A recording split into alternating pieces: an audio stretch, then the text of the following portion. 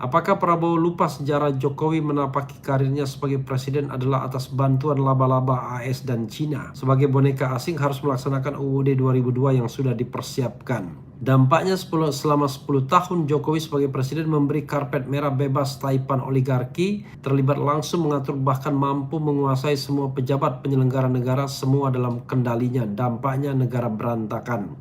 Ya, Prabowo tidak berdaya di hadapan Jokowi. Sehingga mau saja bebek kepada Jokowi dalam hal penunjukan menteri-menteri tersebut. Dia tidak punya free will, kehendak bebas untuk tidak merekrut menteri-menteri yang disodorkan. Mungkin ada rahasia sangat spesial, ya, sangat very very secret yang dipunyai oleh Jokowi sehingga Prabowo tak berkutik.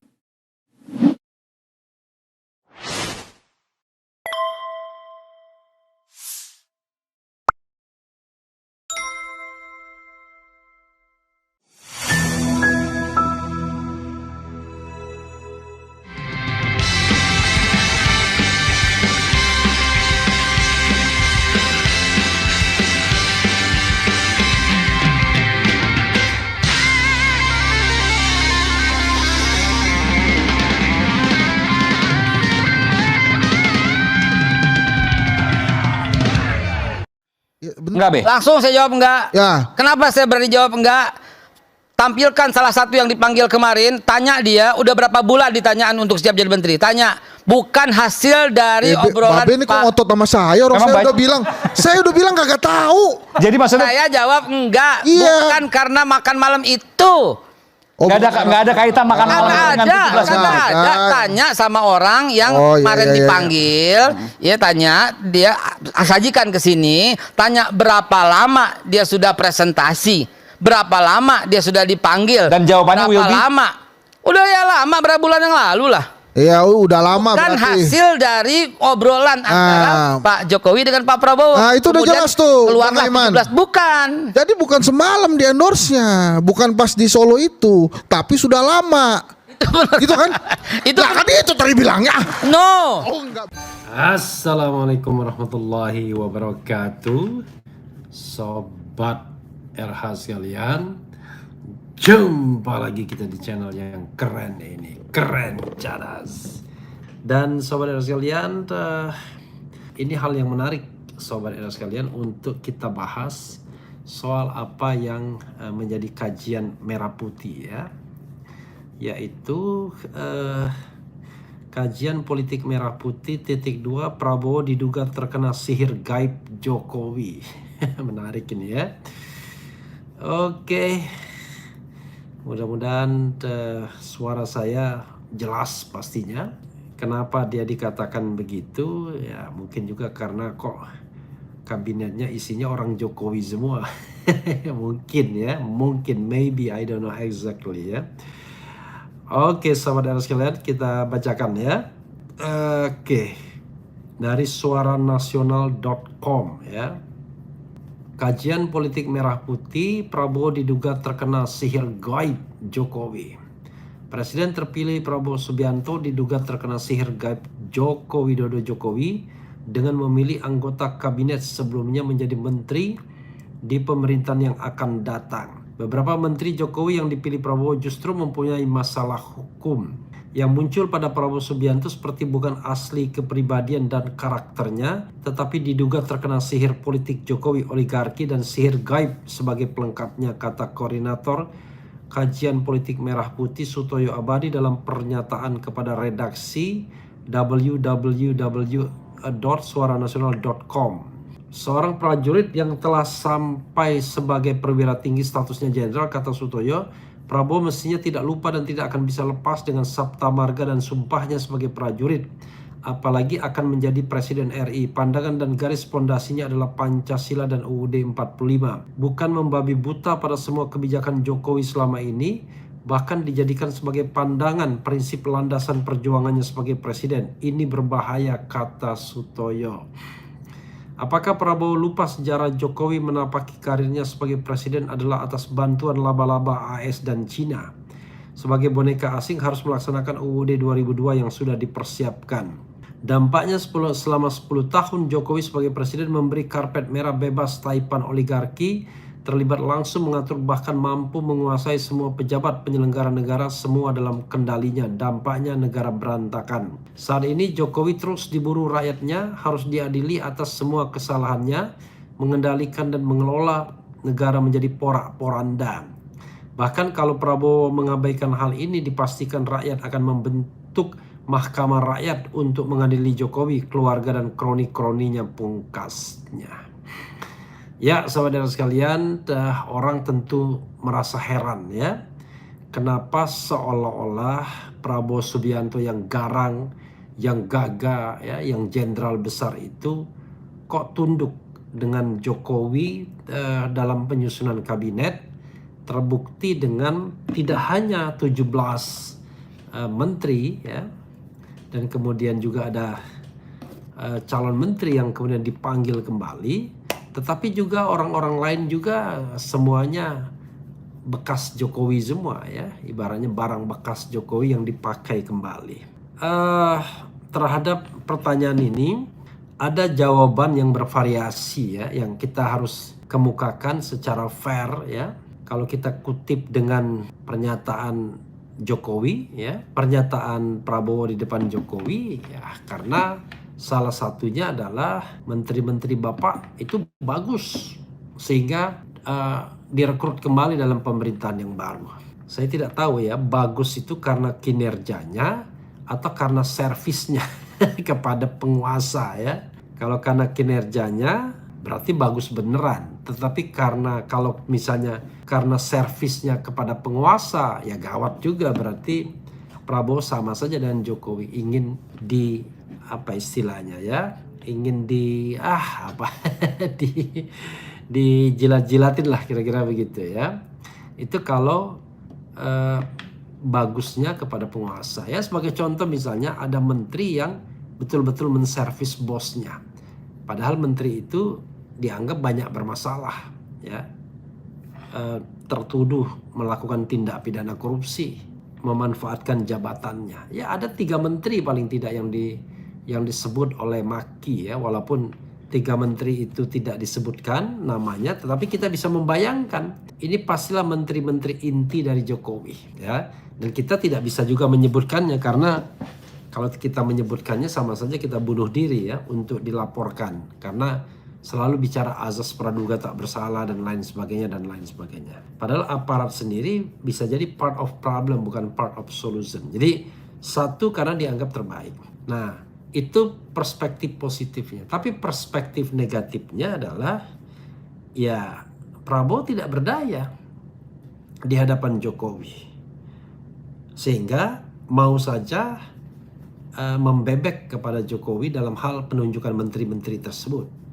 Dia tidak punya apa istilahnya free will, kehendak bebas untuk tidak merekrut menteri-menteri yang disodorkan. Dan pertemuan tanggal 13 Oktober kemarin itu muncul desas-desus, itu bukan sekedar pertemuan tapi itu perintah 13 Oktober. Jadi kalau kita lihat misalnya ada makan malam di Jakarta, lalu kemudian dilanjutkan makan malam di Solo. Sepertinya pembicaraan di Jakarta belum selesai, sehingga perlu menghadap the King of Java ke Solo, ke pusat kekuasaan aslinya. Nah ini tentu memprihatinkan ya, kalau memang benar demikian. Maka kita mengira-ngira kenapa kemudian Prabowo seperti terkunci dengan Jokowi. Ya, ada apakah gerangan ya? Nah, tapi perspektif yang positif tadi ya saya akan tambahkan dulu, antara lain karena Prabowo sudah terbiasa bergaul dengan menteri-menteri ini selama 5 tahun. Jadi dia mungkin memiliki chemistry dengan Pratikno mungkin ya, kemudian memiliki chemistry juga dengan Budi Ari yang Jokowi banget ya, projo gitu, punya chemistry dengan Erick Thohir, punya chemistry dengan macam-macam lah ya, orang-orang yang bahlil juga, orang-orang yang sebenarnya dipersepsikan sebagai dalam tanda kutip orangnya Jokowi ketimbang orangnya Prabowo Subianto. Oke, itu dalam perspektif yang positif. Dalam perspektif negatif Ya tadi terkena sihir. Nah, masalahnya adalah sihirnya apa ya kira-kira? Apa yang menyebabkan kemudian Prabowo tidak bisa berbicara lain, ngomong lain? Mungkin ada rahasia sangat spesial, ya, sangat very very secret yang dipunyai oleh Jokowi sehingga Prabowo tak berkutik. Apa ya? Maka soalnya bervariasi, bisa soal pribadi, bisa soal ketika dia menjadi Kemhan, menjadi Menhan, karena kan terkenal Jokowi adalah orang yang suka menyandra orang dengan kasus-kasus. Tetapi itu kan ketika dia menjadi presiden, ketika tidak lagi menjadi presiden, apakah dia sekuat itu? Ada yang mengatakan karena Jokowi masih mengendalikan oligarki ekonomi, maka ekonomi bisa dibuat porak-poranda kalau seandainya Prabowo tidak menuruti kemauannya. Masa sih sampai sebegitu lemahnya Prabowo? Saya kadang-kadang tidak percaya, tetapi melihat menteri-menteri yang dipanggil, ya orang kemudian juga berpikir, ini kabinet akomodatif banget.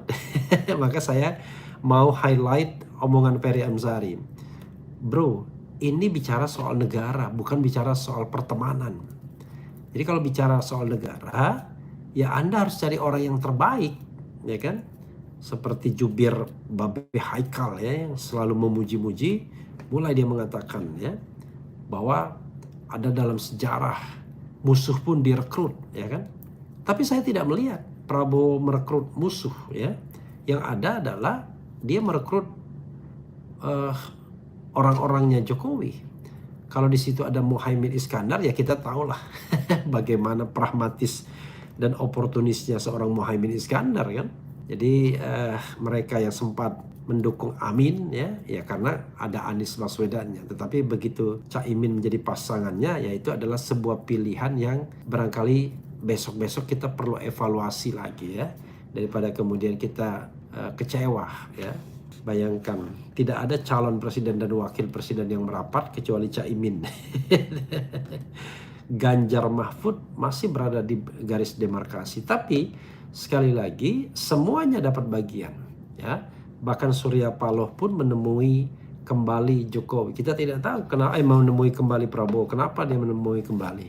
Apakah masih bernegosiasi dengan jabatan yang diinginkan? Konon Jaksa Agung. Konon ya, namanya juga isu. Karena Nasdem punya success story dengan jabatan tersebut. Ketika jabatan tersebut dipegang oleh kadernya Prasetyo dan itu cukup efektif dalam tanda kutip untuk membuat Nasdem leading di daerah-daerah. Apakah itu kita tidak tahu. Tapi yang jelas saya lihat sepertinya Jaksa Agung juga dilibatkan di dalam pertemuan di rumah Prabowo. Ada Kapolri juga. Apakah kemudian dealnya dengan PDIP bahwa PDIP tetap dikasih posisi Jaksa Agung yang tidak lain dianggap orangnya PDIP ya, ST ya.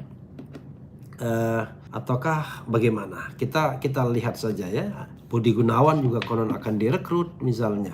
Jadi kita akan kembali membuat sebuah pernyataan bahwa menjadi oposisi itu berat. Biar saya aja, biar kami aja ya. Biarlah semua partai-partai politik itu menikmati kue kekuasaannya, tidak ada lagi oposisi, maka tunggulah kehancuran politik Indonesia kalau seandainya tidak ada kontrol terhadap pemerintahan. Apalagi orang-orang yang direkrut, orang-orang yang tidak amanah. Orang-orang yang mengatakan bahwa Indonesia ini sudah serusak-rusaknya, kalau kita tidak ikut main, orang lain yang bermain. How come? Ya? Orang-orang seperti itu yang kemudian dijadikan pejabat publik. Begitu sobat RH sekalian ya. Saatnya keahlian gue dipakai, ahli ruqyah. Kita doakan saja semoga Pak Presiden Prabowo Subianto amanah NKRI, amin. Iya, ya sebagai warga negara, sobat era sekalian, saya tentu berharap ya Prabowo Subianto memerintah dengan baik, dengan hebat, mengembalikan kejayaan Indonesia. Kita pernah jaya nggak ya? Ya di awal-awal bonanza lah ya, ketika minyak melambung ya, kita mendapatkan windfall profit dari minyak tersebut ya. Era meledaknya harga minyak yang dikenal dengan bonanza. Ya mungkin pernah di situ kita, tetapi secara umum bangsa ini belumlah menjadi bangsa yang sebagaimana yang dicita-citakan the founding parents pada tahun 1945. bahwa kemerdekaan itu adalah jembatan emas, ya. Bangsa ini masih bangsa yang tertatih-tatih dengan tingkat korupsi yang tinggi, dengan tingkat ketidakαμanahan pejabatnya barangkali lebih besar daripada tingkat amanahnya. Jadi sahabat era sekalian, ini adalah sebuah realitas yang harus kita hadapi, dan tidak perlu takut untuk mengatakan bahwa mereka-mereka yang dipanggil Prabowo Subianto bukanlah orang yang barangkali berada pada imajinasi publik, bukan orang yang seharusnya dipertahankan. Toh kalau mau lihat data statistik, ekonomi Indonesia juga tidak baik-baik saja di bawah pemerintahan Presiden Jokowi.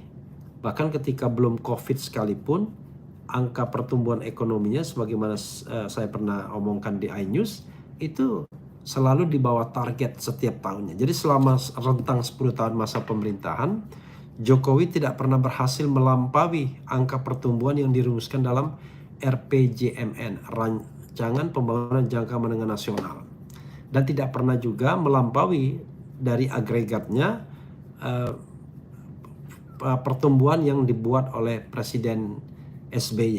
Padahal kondisinya ya kurang lebih sama, ya, tidak ada signifikansi yang luar biasa. Begitu sobat era sekalian. Ada orang yang nggak paham, katanya jumlah penduduknya beda loh. Pertumbuhan ekonomi itu kalau jumlah penduduknya tinggi, itu berarti konsumsi dalam negerinya juga tinggi. Makanya dibilang orang Indonesia katanya diam saja, itu pertumbuhan ekonomi minimal 4% itu sudah ada. Karena memang kalaupun tidak ada pemerintah kan rakyat selalu akan melakukan transaksi, ya. Begitu sobat era sekalian, ya. Mudah-mudahan ini bermanfaat, dan sekali lagi kalau ada yang memuji Prabowo Subianto, ya, dengan ketegasannya, kehebatannya dan lain sebagainya, for the time being, untuk sementara waktu, sepertinya kajian Merah Putih tidak melihat itu. Yang dilihat adalah Prabowo kok manut kepada Jokowi.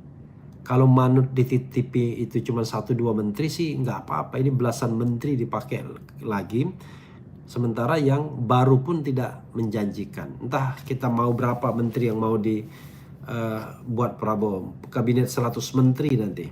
Kita akan lihat bagaimana kemudian kekuasaan ini akan gagap.